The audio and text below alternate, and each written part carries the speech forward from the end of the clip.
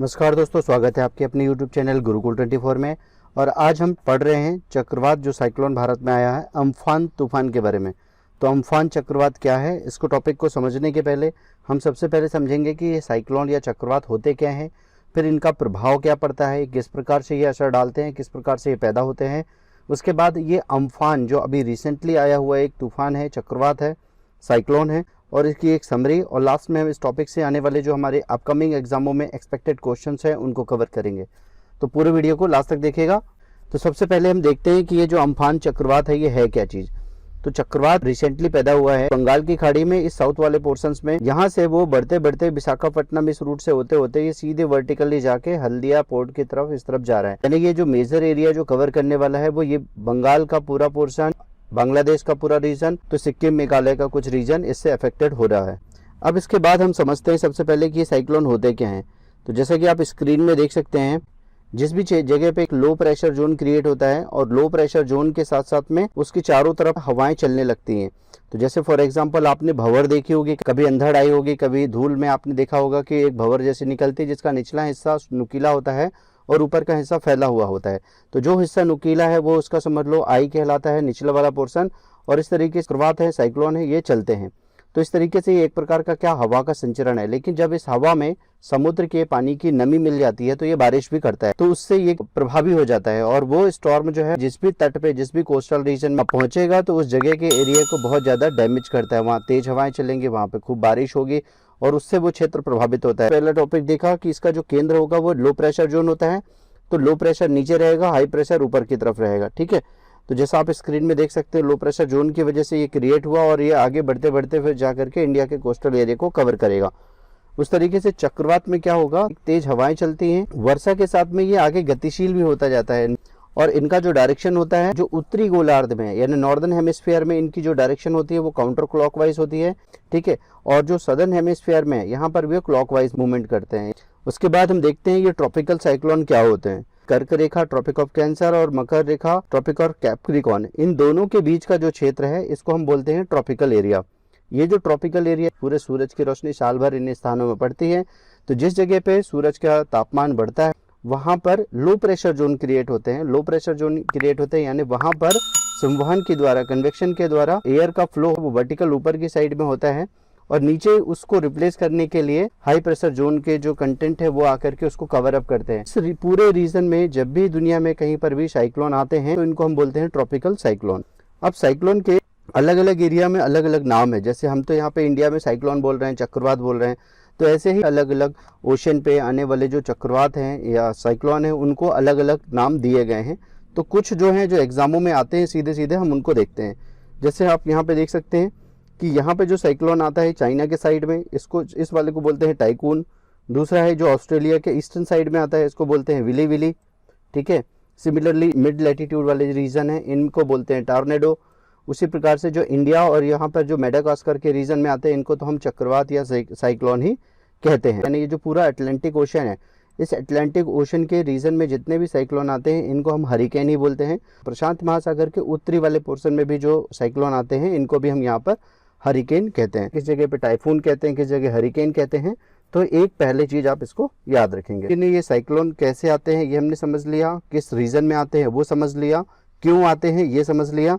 अब हम आगे बढ़ते हैं अम्फान की तरफ। तो जो अम्फान साइक्लोन आया है, सबसे पहले शुरुआत कहाँ से हुई इसकी, 16 मई 2020 को ये दक्षिण पूर्व बंगाल की खाड़ी में, बे ऑफ बंगाल में जो ओरिजिनेट हुआ वहां पर ये पैदा हुआ और उसके बाद ये मूवमेंट कर रहा है।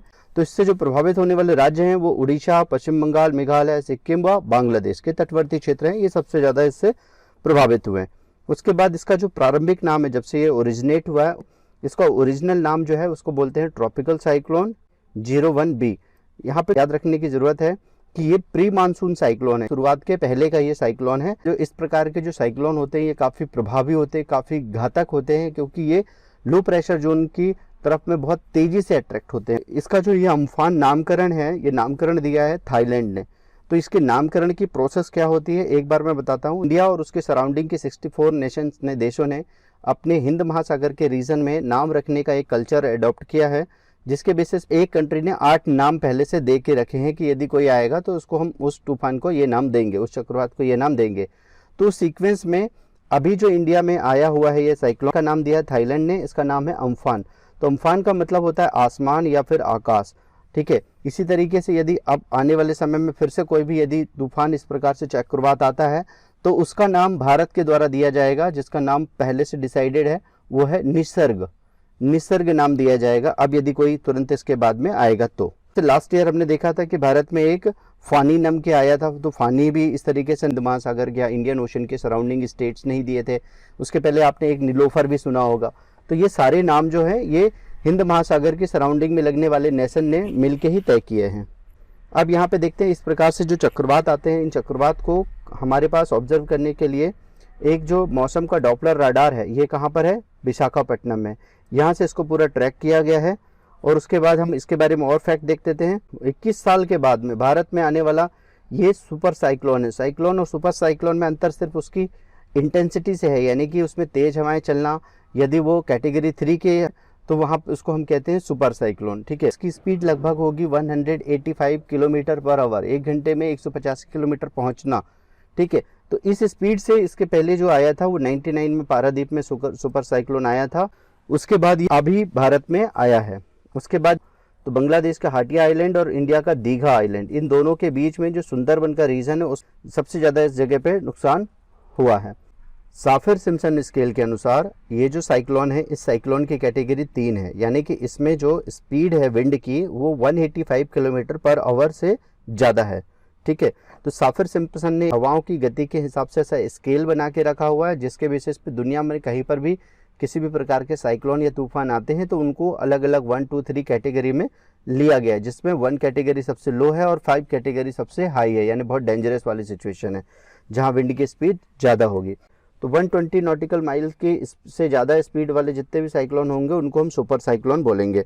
उसके बाद प्रभावित जो भी क्षेत्र हैं, इन जगह पे भारत की तरफ से जो एजेंसी काम करती है उसका नाम है NDRF, national disaster response force. जहाँ कहीं भी डिजास्टर यानी आपदा आते हैं उन जगह पे ये काम करती है। जिस तरीके से ये अम्फान है, इसी प्रकार से यदि हम देखें तो भारत में 2019 में इसी मई के महीने में एक और तूफान आया था जिसका नाम था फानी, जिसने भी काफ़ी तबाही मचाई थी, बहुत सारे लोगों का नुकसान हुआ था।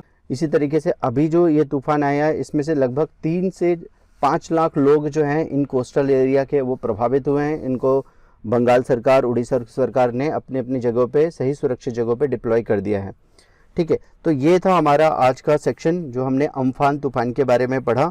अब इसके बारे में महत्वपूर्ण जो क्वेश्चंस हैं वो देख लेते हैं। तो पहला है कि ये चक्रवात जो है, चक्रवात के लिए केंद्र में किस प्रकार के दाब का अनुकूल होना चाहिए, ठीक है। तो इसके लिए कौन सा होना चाहिए आप मुझे कमेंट करके बताइए। और उसके बाद अगला क्वेश्चन है, बंगाल की खाड़ी में आए जो चक्रवाती तूफान अम्फान का नामकरण किस देश ने दिया है, तो एक ही आप मुझे कमेंट करके यहाँ पे बताइए। उसके बाद अगला क्वेश्चन मैं ले रहा हूँ, हिंद महासागर के क्षेत्र में आने वाले उष्ण कटिबंधीय चक्रवातों को क्या कहा जाता है, टॉर्नेडो, साइक्लोन या हरिकेन या फिर टाइफून, ठीक है। तो आप देखेंगे। उसके बाद भारत में चक्रवाती तूफानों की निगरानी के लिए डॉपलर नियंत्रण कहाँ पर स्थापित किया गया है, तो इसमें से कोई एक आंसर सही है, आप मुझे करेक्ट आंसर बताइए। तो दोस्तों ये था आज का हमारा महत्वपूर्ण वीडियो। आई होप आपको पसंद आया होगा। वीडियो पसंद आया तो कमेंट, शेयर, लाइक ज़रूर करिए और अपने दोस्तों के बीच में शेयर करिए। और हाँ, ऐसे ही बेहतरीन वीडियो के लिए हमारे चैनल को सब्सक्राइब करना बिल्कुल भी ना भूलिए। मिलते हैं फिर ऐसे ही वीडियो के साथ, तब तक के लिए सभी को नमस्कार। जय हिंद, जय भारत।